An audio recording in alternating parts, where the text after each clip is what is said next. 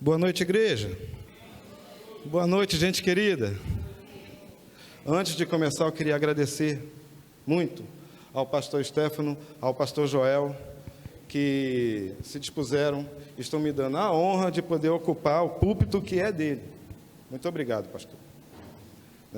E eu peço a Deus que Ele possa me conduzir de forma que a gente possa levar esse estudo até o final sem problema nenhum. Muito obrigado por todos. Vamos começar, gente? Então, quais são os desafios de Noé? Quando a gente escuta falar em dilúvio, eu penso que, inclusive no meio cristão, as pessoas não levam muito a sério sobre esses acontecimentos. E a gente não vê muito estudo nas escolas bíblicas, nas EBDs, para adultos, sobre o dilúvio. A gente vê muito historinha para criança.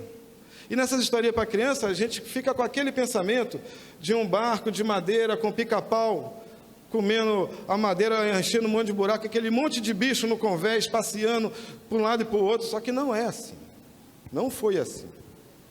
E o que eu quero hoje é levar vocês a raciocinarem, a pensarem de como que foi o dilúvio e o que aconteceu naquele dia e naqueles dias.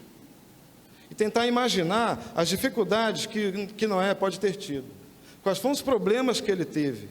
Por que Deus, o que levou a Deus a fazer aquilo que ele fez? Ele teve seus motivos. Então nós vamos ver os problemas e as soluções que Noé teve. Agora vamos ao relato bíblico. Abram comigo Isaías capítulo 54.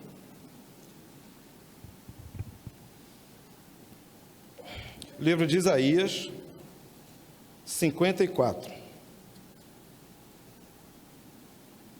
Nós vamos ler o versículo 9 e 10.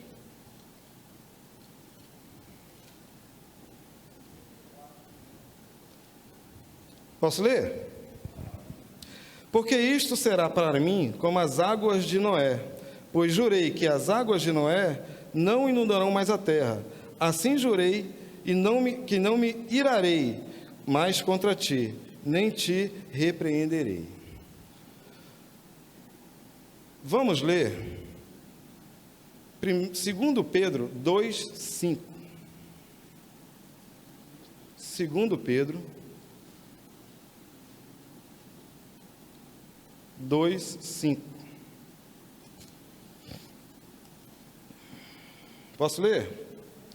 E não perdoou ao mundo antigo, mas guardou a Noé, pregoeiro da justiça, com a mais 7 pessoas, a trazer o dilúvio sobre o mundo dos ímpios. Agora vamos ver o que Jesus falou sobre o dilúvio. O que Jesus falou sobre o dilúvio? Mateus 24. Nós vamos ler o versículo 37 e 38. Mateus 24. 37. E como foi nos dias de Noé, assim será também a vinda do Filho do Homem. Porquanto assim como nos dias anteriores ao dilúvio, comiam, bebiam, casavam e se davam em casamento, até que o dia em que Noé entrou na arca. Vamos ao 39. E não perceberam, até que veio o dilúvio e os levou a todos, assim também será a vida do Filho do Homem. Amados, nós vimos aqui que os profetas falaram do dilúvio, o apóstolo falou sobre o dilúvio, Jesus falou sobre o dilúvio. Nós não podemos ter nenhuma dúvida que o dilúvio aconteceu. Nenhuma.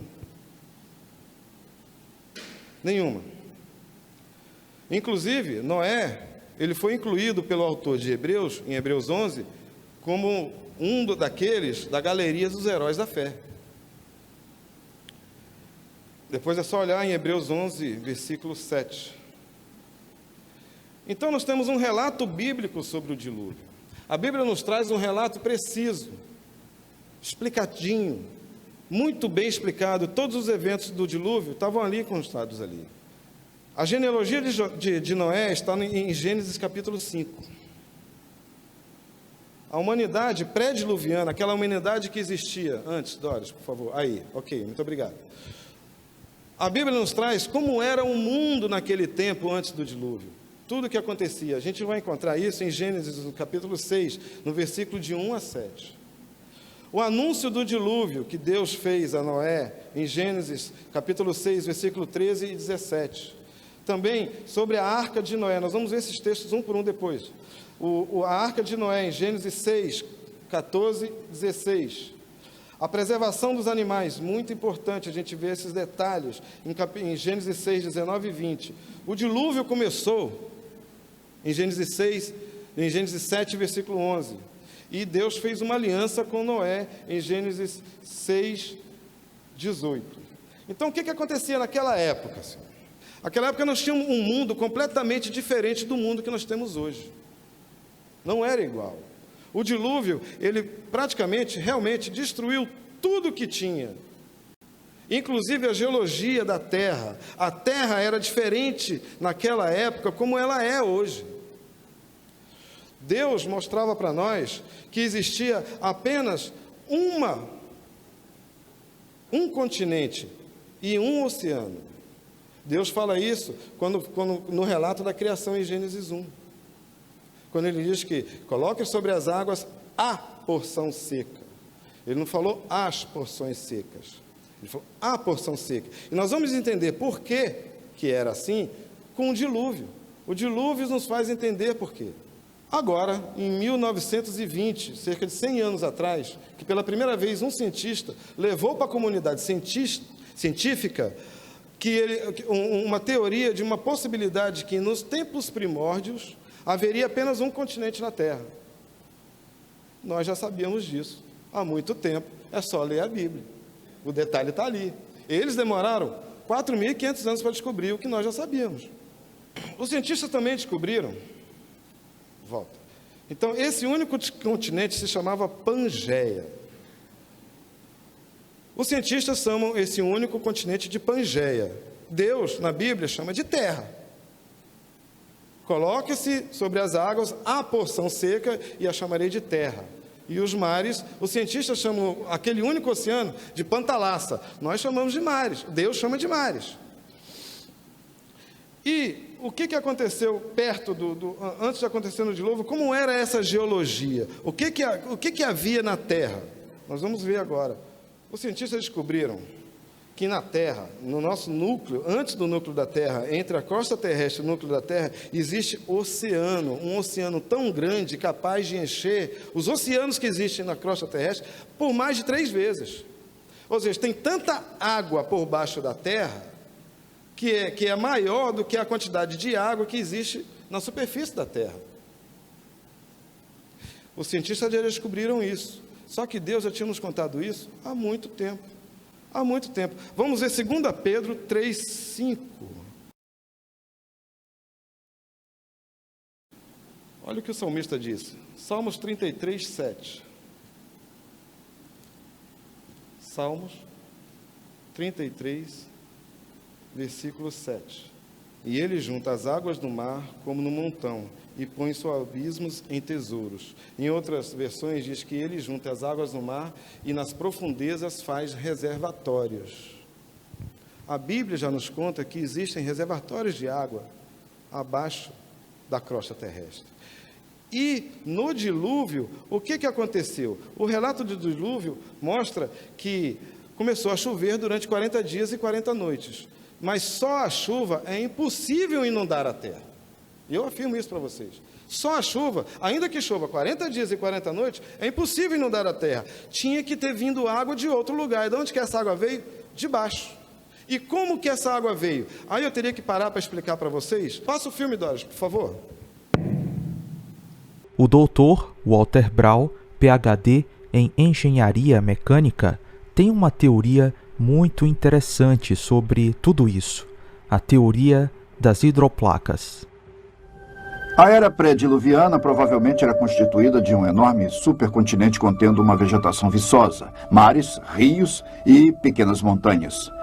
De acordo com a teoria da hidroplaca, a era pré-diluviana possuía uma grande quantidade de água subterrânea, mais ou menos a metade da que hoje em dia temos em nossos oceanos.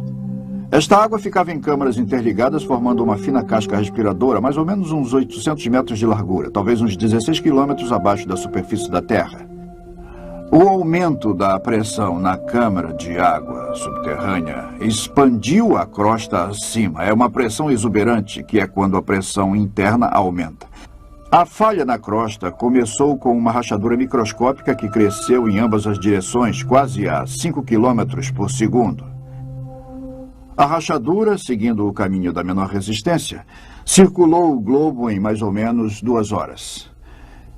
Enquanto a rachadura corria pelo globo, a crosta acima se abriu com um rasgão num tecido extremamente esticado. A água subterrânea sofria uma enorme pressão por causa do peso de 16 quilômetros de rochas pressionando sobre ela. Então a água explodiu violentamente para fora da ruptura. Os cálculos demonstram que, ao longo dessa rachadura que circundava o globo, fontes de água saíam em jatos supersônicos a mais de 30 quilômetros para a atmosfera. O borrifo dessas enormes fontes ocasionou chuvas torrenciais como a Terra jamais havia sofrido, tanto anterior como posteriormente. A Bíblia afirma que todas as fontes das grandes profundezas surgiram num só dia. E ela descreve tais acontecimentos há cerca de 4.500 anos atrás. O que agora podemos reunir cientificamente numa ordem de causa e efeito com a teoria da hidroplaca. Lemos em Gênesis 7 e 8 que as fontes do grande abismo foram quebradas e derramaram água de dentro da terra. Além disso, choveu por toda a terra durante 40 dias e noites. E as águas prevaleceram excessivamente sobre a terra, e todos os altos montes que havia debaixo de todo o céu foram cobertos. Pereceu o mundo de então, coberto com as águas do dilúvio. As fontes das profundezas e a expansão do vapor produziram ventos violentos. Parte da água saindo em jatos acima da gélida estratosfera congelou, e cristais de gelo causaram enormes tempestades de neve, enterrando, sufocando e instantaneamente congelando vários animais. As fontes de alta pressão causaram erosão na rocha em ambos os lados da fenda, e até mesmo através dos conteúdos lamacentos de muitos mares no período pré-diluviano, enormes volumes de sedimentos se espalharam através dessa água lamacenta por toda a terra. Os sedimentos foram ficando retidos, enterrando plantas e animais, formando os registros de fósseis. O registro. Todos concordam que o cume do Monte Everest já esteve uma vez sob o fundo do mar, mas nem todos associam o Monte Everest com o dilúvio de Noé, porque acham que não há tanta água assim na Terra para cobrir uma montanha tão alta. Lembre-se que, segundo a teoria das hidroplacas, o dilúvio mudou a topografia da Terra. Cadeias de montanhas como os Himalaias se formaram no final do dilúvio. Com movimentos verticais de terra, as montanhas subiram e as águas do dilúvio fluíram dos continentes para as bacias recém-formadas dos oceanos. Experiências demonstram que, à medida que a erosão alargava a fenda, sua largura se tornou tão grande que as rochas, pressionadas embaixo da câmara subterrânea, se ergueram, dando origem à cordilheira oceânica que se estende ao longo da Terra como a costura de uma bola de beisebol. As placas continentais, as hidroplacas, ainda com água lubrificante abaixo delas, escorregaram para baixo, afastando-se da cordilheira atlântica que surgia. Depois que as maciças placas continentais lentamente desaceleradas atingiam velocidade de cerca de 60 km por hora. Chegaram até locais de resistência, se comprimiram e se enrugaram, e se tornaram mais espessas e se curvaram. As partes das hidroplacas que se curvaram para cima formaram montes, as que se curvaram para baixo formaram valas oceânicas. E é por isso que essas características são geralmente paralelas às cordilheiras oceânicas de onde deslizaram. Mas por que nada disso é ensinado nas escolas? por que não se fala sobre o dilúvio de Noé? Bem, a ciência é guiada por um desses motivos: ideologia, interesse próprio ou altruísmo. A ciência não caminha mais sozinha, mas ao lado da política, das ideologias e dos interesses próprios. Evidenciar o dilúvio de Noé seria confirmar o relato bíblico. Então, os cientistas, eles não evidenciam o relato bíblico. Mas outros cientistas, graças a Deus por eles, que são tementes a Deus, eles conseguem estudar e mostrar para nós evidências científicas que confirmam o relato bíblico. Queria contar uma coisa para vocês, amados. A ciência, quando ela é devidamente estabelecida, e a palavra de Deus, quando ela é devidamente interpretada, elas não entram em conflito. Nunca entram em conflito. A ciência e a teologia, elas caminham juntas, na mesma direção. De vez em quando, essas linhas se cruzam. E quando se cruzam, elas se confirmam. Se não confirma, ou a ciência não foi devidamente estabelecida, ou a palavra de Deus não foi devidamente interpretada. Para vocês terem ideia, só um exemplo, não existe nenhum, até hoje, nenhum achado arqueológico que refuta alguma história bíblica. Ao contrário, existem muitos, vários. Alô? Alô?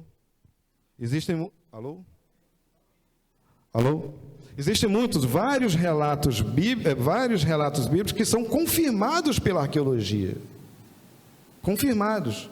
Então a ciência e a palavra de Deus, elas caminham juntas, sempre na mesma direção. Ela precisa ser devidamente estabelecida. E se existe alguma teoria científica que não corrobora o que está escrito na Bíblia, que não confirma o relato bíblico, aí é realmente uma teoria, não é uma lei física. É uma teoria que não se confirma. O relato bíblico sobre o dilúvio, ele tem uma descrição perfeita. Ela é concisa e ela é objetiva. Ela fala de um homem salvando os animais num barco, uma arca, devido a um dilúvio provocado pela ira de Deus. Esse tipo de relato, ele existe não só na Bíblia, tá? Existem mais de 270 povos espalhados pelo mundo inteiro que falam do mesmo relato, de um homem salvando os animais dentro de um barco, por causa de um dilúvio provocado pela ira dos deuses. Então, como existiam tantas histórias, e essas histórias surgiram, e a gente sabe quando? Logo depois daquele segundo evento que acontece na Bíblia, depois do dilúvio, que é a Torre de Babel, e que Deus espalhou os seres humanos, espalhou o homem pela terra, começaram a surgir um monte de história. Por quê? Cada um contava a história conforme escutava. Agora, todo mundo escutou de uma mesma fonte. Qual era a fonte? Noé, os filhos de Noé, a esposa de Noé e as esposas dos filhos de Noé.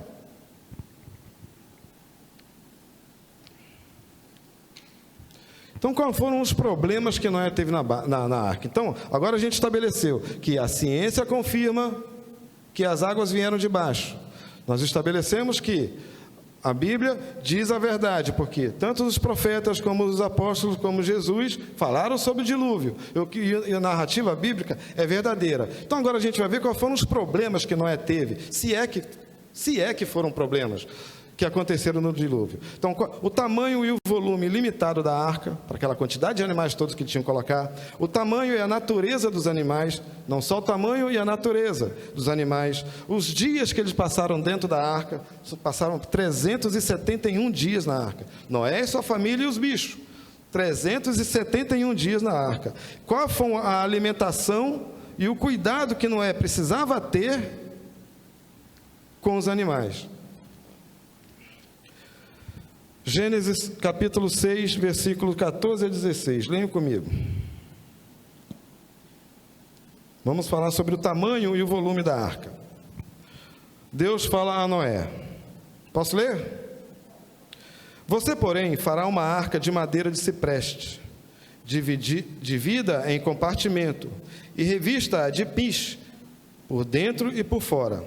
Faça com 135 metros de comprimento, 22 metros e meio de largura, 13 metros e meio de altura. Em outras versões bíblicas diz 300 côvados de comprimento, 50 côvados de largura e 30 côvados de altura. Côvado, naquela época, para aquele povo, os antigos, é a unidade de medida.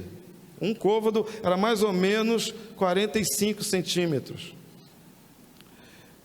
Continua Deus. Faça ali um teto com um vão de 45 centímetros, um côvado, entre o teto e o corpo da arca. Coloca uma porta na lateral da arca e faça um andar superior, um médio e um inferior. Aqui, gente, Deus deu a planta, Deus deu o projeto total para Noé construir a arca. Tinha que ser um barco de 135 metros. Gente, 135 metros é muito grande.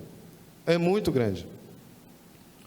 Com 3 andares, divididos em compartimentos, com uma janela de mais ou menos 45 centímetros de altura, de proa a popa. Para que essa janela? Para entrar na arca, ventilação e iluminação.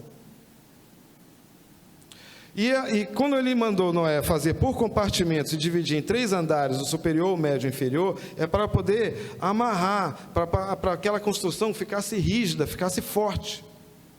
Quando Deus mandou Noé revestir com pinche, por dentro e por fora, aquela madeira de cipreste, e aí eu vou abrir um parênteses aqui, para aguentar um dilúvio daquele, tinha que ser uma madeira que cipreste mesmo, né, pastor? Não podia ser qualquer madeira, né? Com pinche por dentro e por fora, a arca ficou 100% impermeável. Muita gente pensa, e inclusive eu também pensava, que a arca de Noé era marrom. Pensava também que era marrom por causa da madeira. A madeira não é marrom? Só que se ela estava revestida com pinche, que é um tipo de betume, que é um tipo de asfalto, por dentro e por fora, a arca de Noé era preta. E por dentro e por fora, revestido com um tipo de asfalto, que era o betume, era dura, firme e totalmente impermeável. Então podemos dizer que a arca de Noé era uma arca feita de asfalto. A madeira só estava por dentro. Vamos continuar. Aqui a gente vê o tamanho da arca, que eu já falei, e o importante, pensar. Para e pensa. Não tinha motor, não tinha vela, não tinha leme. Qual era o único objetivo de Noé? Flutuar. A única coisa que ele precisava era flutuar. Ele não precisava navegar, ele não precisava saber a direção do vento, a direção da maré, para onde que ele ia, não importava, nada disso importava para Noé. Noé tinha que cumprir o que Deus determinou. Ele cumpriu construindo a arca, depois ele cumpriu colocando os animais dentro da arca, continuou cumprindo, cuidando dos animais na arca, e o objetivo dele era apenas flutuar. E assim foi. Aqui nós vemos o tamanho da arca, para vocês mais ou menos imaginar com os objetos que nós temos hoje. Aquele é um Boeing 737. Perto da arca, ele é pequeno. Aquele barquinho pequeno ali, que vocês estão vendo, é do tamanho da caravela de Pedro Álvares Cabral, que quando veio ao Brasil. A diferença de tamanho. A arca era grande, gente. Era muito grande. Então, os engenheiros navais já pegaram esse relato bíblico, jogaram no computador para fazer uns cálculos, para ver se dava certo, né?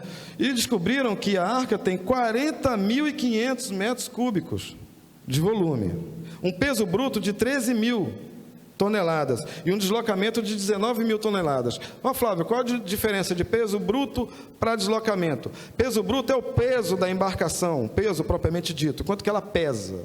E o deslocamento é a quantidade de água que ela desloca quando colocada na água. Se a gente colocasse a arca de Noé em pé, daria mais ou menos uma altura de um prédio de 67 andares. Com um apartamento por andar de 200 metros quadrados. Ela é grande, gente. Ela é muito grande. Fizeram os cálculos e conseguiram observar que dentro da arca caberia facilmente, com facilidade, com tranquilidade, 120 mil animais do tamanho de uma ovelha. E olha que a ovelha não é um animal pequeno, é maior que um cachorro. Então caberia com tranquilidade 120 mil animais dentro da arca, do tamanho de uma ovelha. Agora nós vamos ver quais são os tipos de animais que entraram na arca e o tamanho deles. Qual foi o prazo de construção da arca?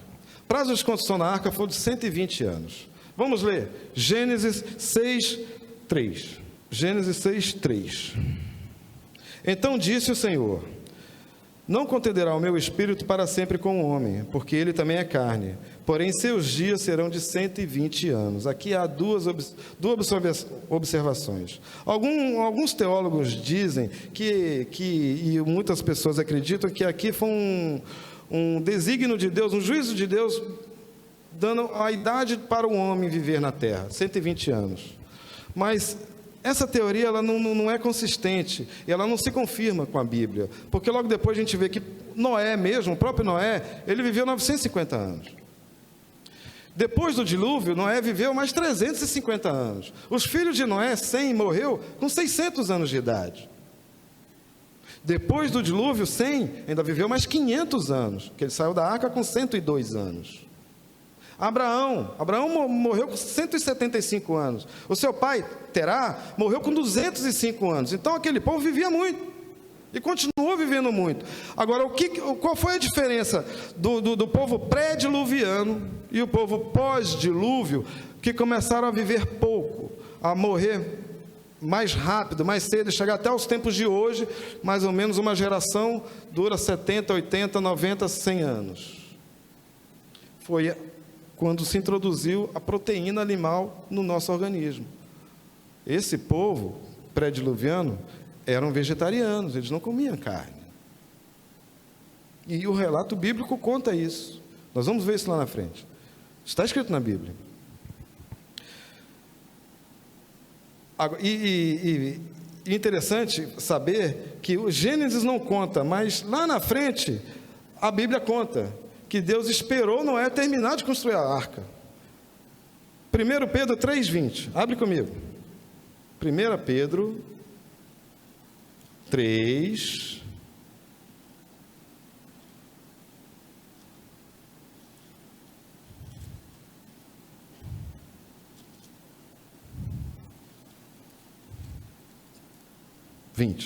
posso ler?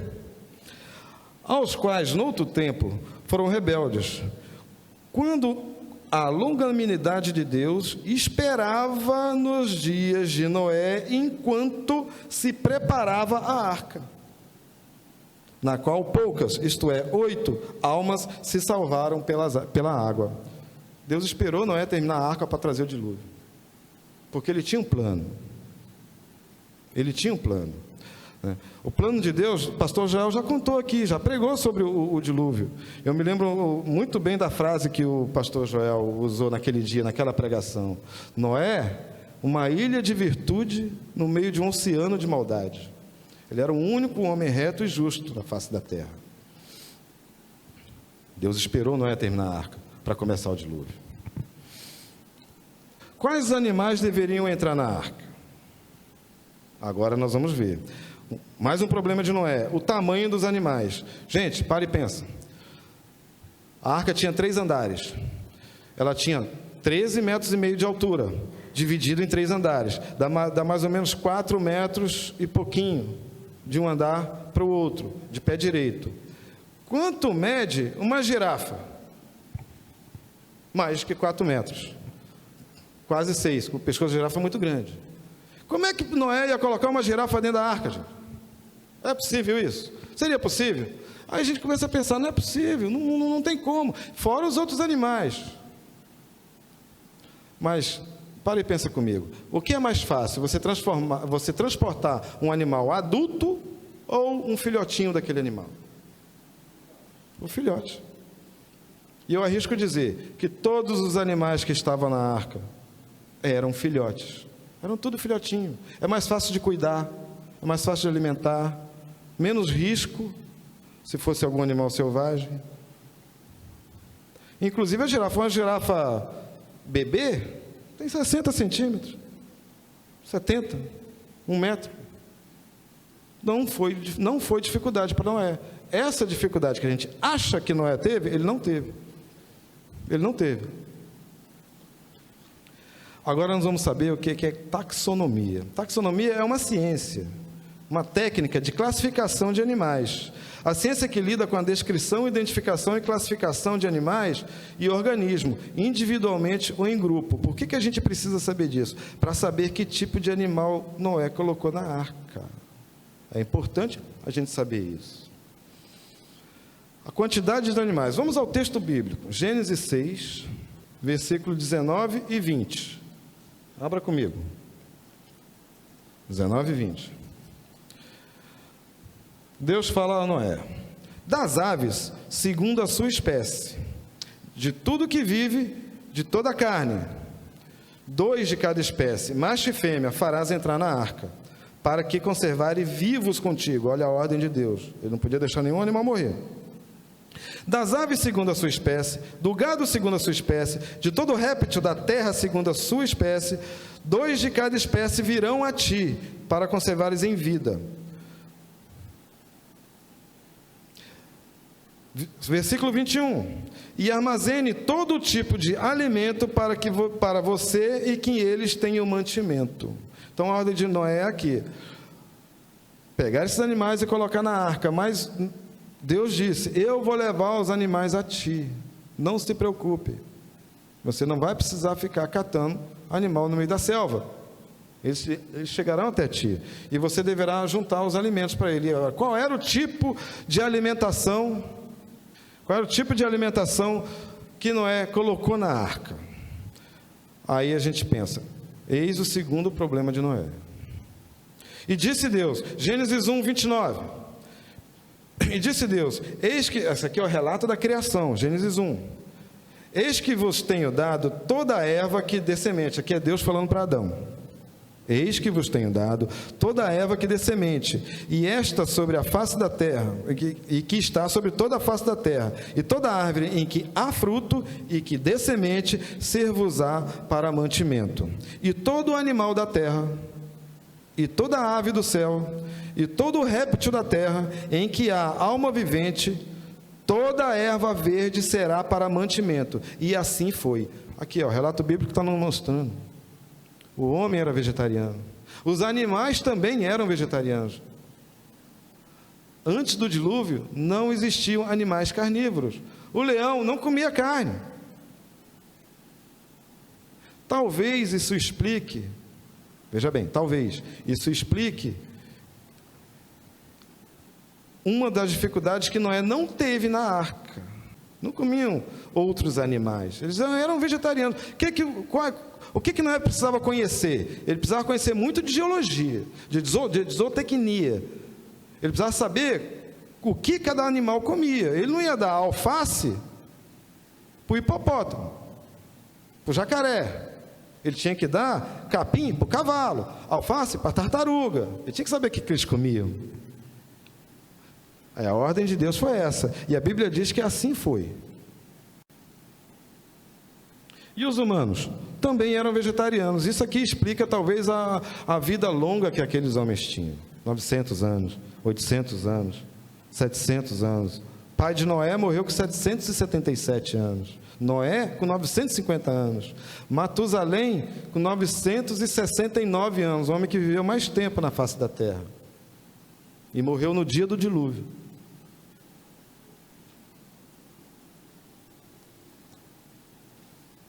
Eu fiz os cálculos. Está aqui.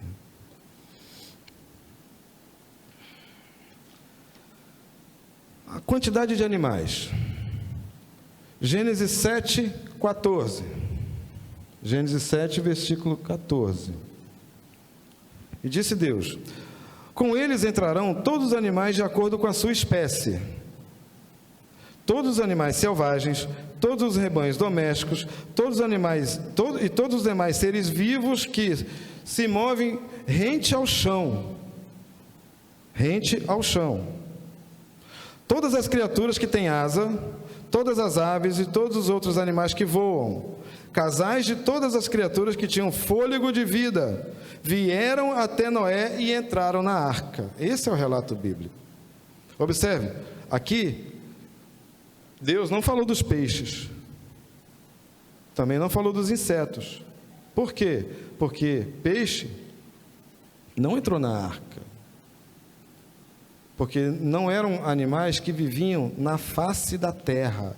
Observe que o relato de Gênesis, quando fala terra, não fala do globo terrestre, fala daquela faixa de terra que existia sobre as águas.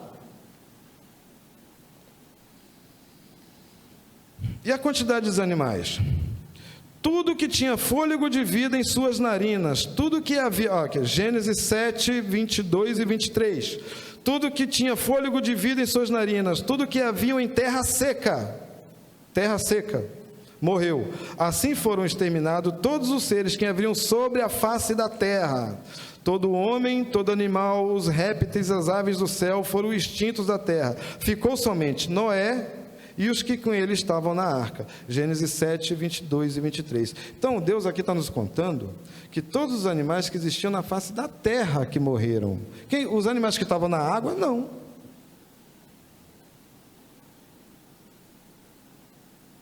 Insetos e peixes não entraram na arca. E agora nós vamos ver que a quantidade de animais que Noé precisava colocar na arca diminuiu muito. A taxonomia, de novo. Cada grupo e classificação é chamado de taxon, por isso que tem esse nome. É um sistema de classificação que permite que os seres vivos sejam agrupados conforme o grau de parentesco. Permite compreender melhor a evolução de vida na Terra. É aqui que entra a ciência explicando a Bíblia. Explicando a Bíblia não, confirmando a Bíblia. Imagina você estiver caminhando na praia, passeando, encontra com um amigo, com uma amiga, com um cachorrinho do lado. Qual a pergunta que você faz? Nossa, que cachorrinho bonito, qual é a raça?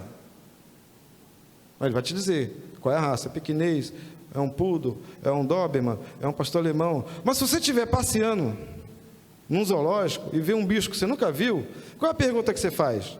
Que espécie de animal é esse? Que tipo de animal é esse?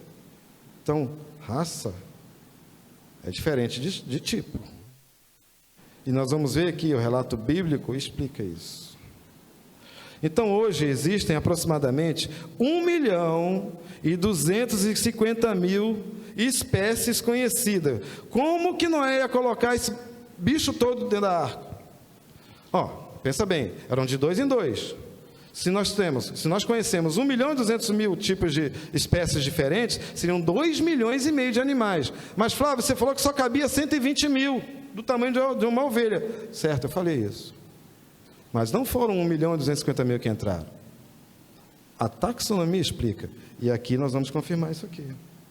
Desses 1.250.000, 950.000 são insetos.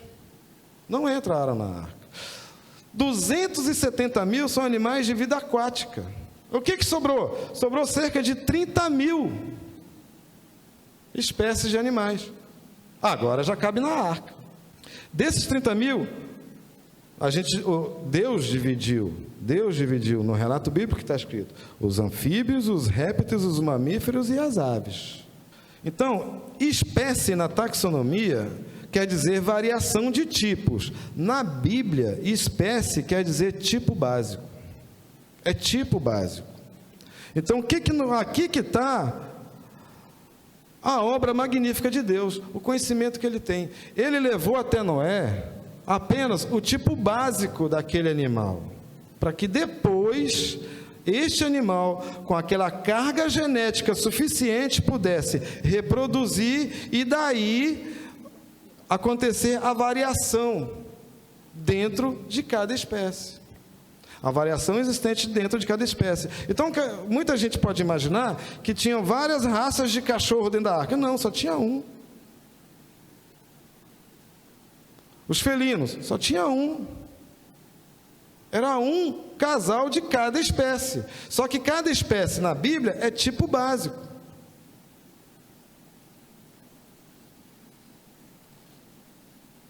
Imagina se Noé tivesse que fazer teste de DNA em cada bicho para saber qual bicho que ele tinha que botar na arca. Ele está até hoje fazendo o teste. Deus já sabia. Vou dar um exemplo para vocês. Então Noé, ele não saiu catando os animais. Ele não saiu caçando os animais foram até eles.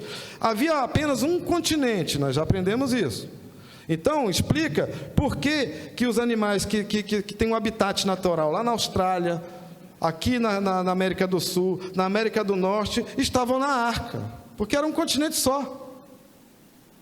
Deus levou esses animais até Noé. Noé não saiu catando borboleta para colocar, não. Isso não aconteceu, né? A ação sobrenatural de Deus era conhecer a carga genética de cada animal e colocar na arca. E a ação de Noé? Cuidar dos animais e flutuar, era só isso que ele tinha que fazer. E a arca? Ele teve que fazer a arca antes. Dá um exemplo para vocês, esse cavalo aqui, eu achei muito interessante, cavalo de Przewalski, é difícil esse nome, que é um nome mongol, né? Esse cavalo, ele é uma tradição, a tradição equestre mongol, ele é um patrimônio cultural vivo, é o cavalo que data da divisão evolutiva, olha aqui. Divisão evolutiva. Nós somos criacionistas, mas existe a teoria da evolução. Os evolucionistas que diz que o homem saiu de uma ameba, não foi assim. Mas depois do evento do dilúvio, só tinha apenas um tipo básico de um animal, e a partir dele houve uma evolução em vários outros tipos de animal de acordo com a sua espécie. Aí, isso aí é evolução. Não, isso não é evolução, isso é divisão evolutiva, não é evolucionismo, é totalmente diferente. Então, nós podemos dizer que Noé, ele tinha cerca de 1000 tipos básicos diferentes para colocar na arca. Ele não se preocupou com isso. Isso era obra de Deus. Era parte de Deus fazer. Deus faz o que é impossível para nós, mas Ele também não faz aquilo que é possível para você fazer. Ele nunca faz aquilo que você tem que fazer. Deus vai agir, mas Ele vai agir depois que você age também. Ele precisa da sua ação. A primeira ação que nós temos é buscar a Deus, pedir a sua orientação. Agora, não adianta a gente ficar esperando Deus fazer a parte dele e nunca fazer a nossa parte. Parte de Deus era conhecer quais animais colocar na arca, não era de Noé, era de Deus. Então a gente chegou à conclusão que Noé tinha cerca de 20.000 animais diferentes, entre 7 pares de limpos, 7 pares um par dos impuros, 7 pares da aves para colocar na arca. Então eu acredito que ele deve ter feito da seguinte forma: os animais os ferozes, os mais pesados, os maiores, ele colocou no primeiro piso, na parte do fundo, né? Os médios no meio, no convés médio, e no convés superior as aves e os bichos pequenos. Por quê? Até isso existe um porquê, que para e pensa. A arca, com os bichos dentro da arca, ela pesou. A metade da arca ficava dentro d'água, e a outra metade para fora da arca, igual todo barco, amém? Igual todo navio, de carga. A metade dele fica para dentro da água, a outra metade para fora. Estava chovendo, era um dilúvio, não tinha sol, não tinha luz solar, a água estava muito gelada, muito congelada, e com frio, com muito frio, sem iluminação e com pouca ventilação, o que acontece com os animais? Eles vão hibernar. Existem dois processos, ou hibernação ou torpor. Hibernação é um sono profundo de meses, e o torpor é um sono profundo de dias, e tudo isso ajudou Noé, porque ele teve menos alimentação para dar, houve menos resíduos biológicos, número 1 e número 2, menos. Os animais passavam dormindo o tempo todo. Então isso é uma dificuldade que a gente pensa que Noé teve, e ele não teve.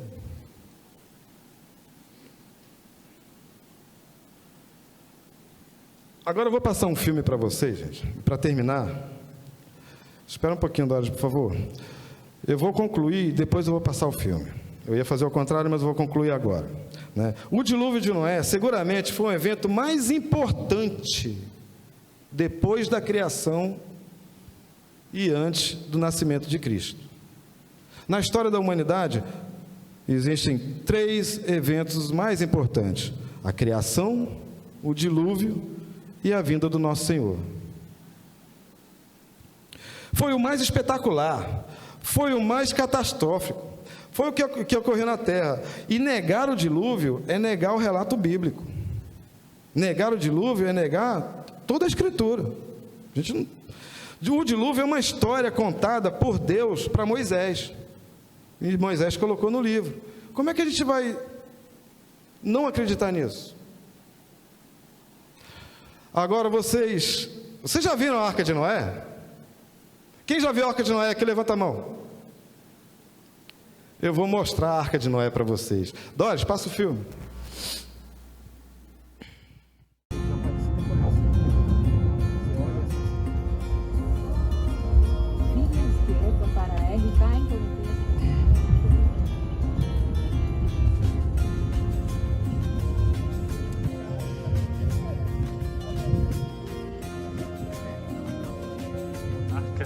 Você já consegue ver mais ou menos o tamanho dela comparado com o tamanho das pessoas, ó. Dá uma olhadinha.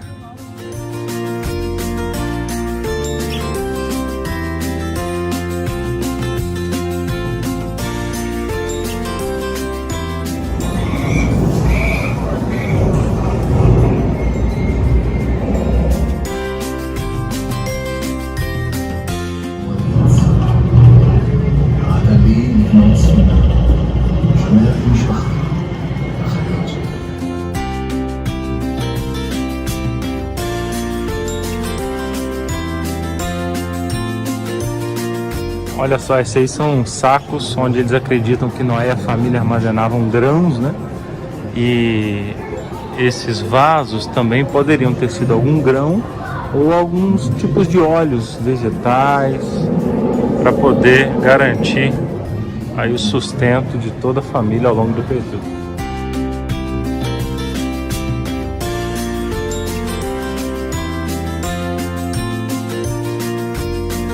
Na arca nós temos alguns animais e espécies extintas, mas que acredita-se que viveram na época do dilúvio.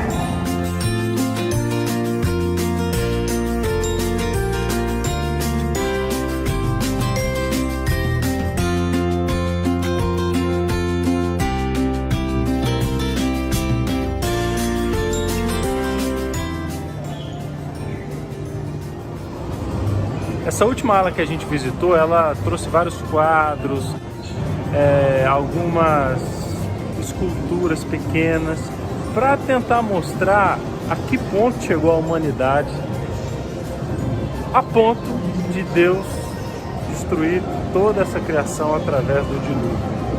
Veio o primeiro assassinato, veio a poligamia, veio a fabricação de armas, veio as guerras, veio a idolatria. Veio a idolatria acompanhada do sacrifício de bebês. Então a humanidade chegou a um ponto de destruição da criação, como você vê nas imagens. E essa é a parte do museu que retrata um pouco a que ponto chegou a humanidade, para justificar, né? Para tentar explicar o porquê de um Deus tão misericordioso chegar ao ponto que chegou, a ponto de enviar um dilúvio para esse mundo.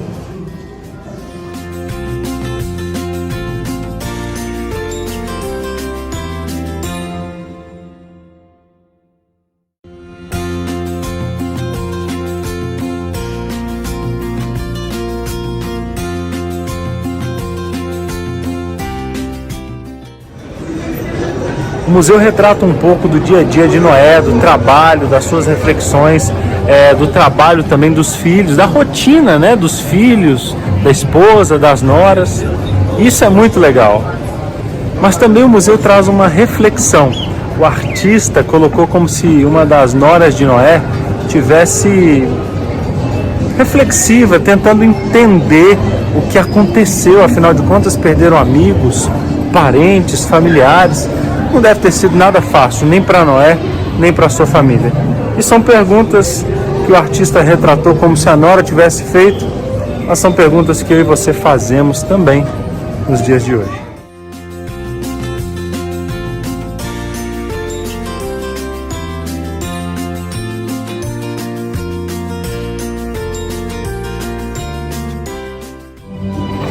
Olha só, o passeio acabou, foi muito bacana, demorou mais ou menos 3 horas.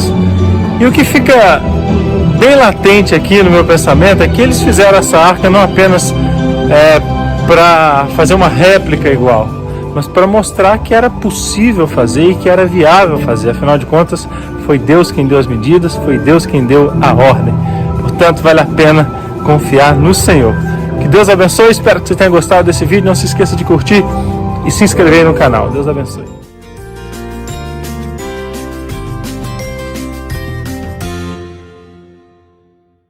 Fique com a promessa.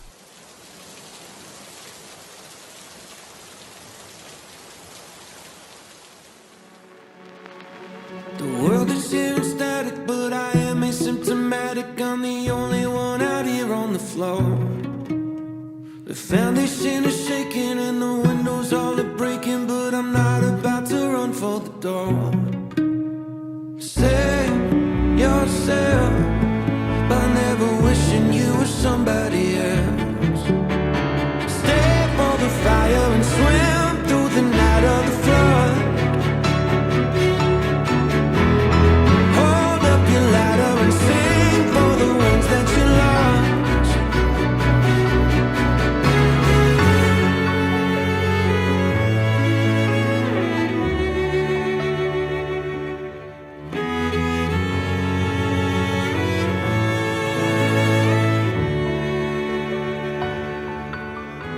The world is here and static, but I am asymptomatic. I'm the only one out here on the floor.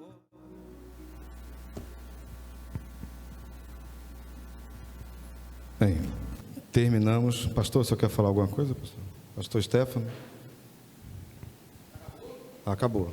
Pessoal, muito obrigado. Terminou. Eu queria dizer para vocês uma coisa. Hoje é a primeira vez na minha vida que eu estou usando o púlpito de uma igreja e o microfone de uma igreja e falando para os meus irmãos em Cristo. Muito obrigado. Primeira de muitas. Parabéns, Deus te abençoe. Agora, eu fiquei desapontado. Ué, eu gosto daquela foto da arca com aquelas duas cabeças da girafa para fora, lá da janelinha, olhando lá. Amém, glória a Deus, parabéns, foi um estudo maravilhoso. Espero que seja o primeiro de muitos, já está convocado, né? A trazer outros estudos para nós também. Amém? Espero que vocês tenham gostado, tenham sido abençoados com essa palavra como eu fui. Amém? Deus te abençoe, vamos para o nosso intervalo.